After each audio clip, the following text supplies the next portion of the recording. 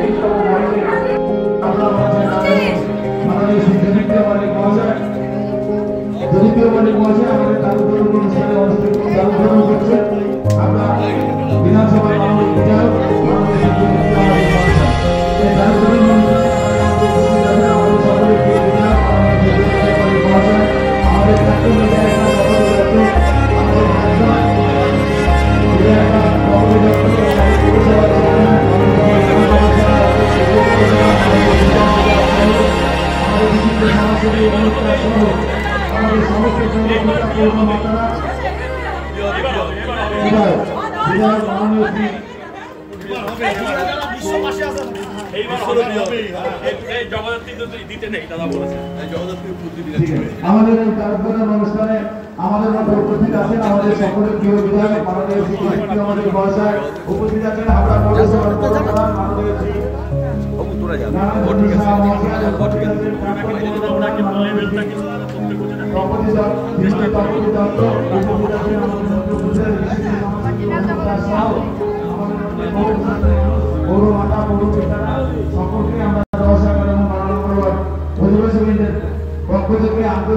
শুভেচ্ছা আমাদের মধ্যে উপস্থিত হয়েছিলেন আমাদের সকলের প্রিয়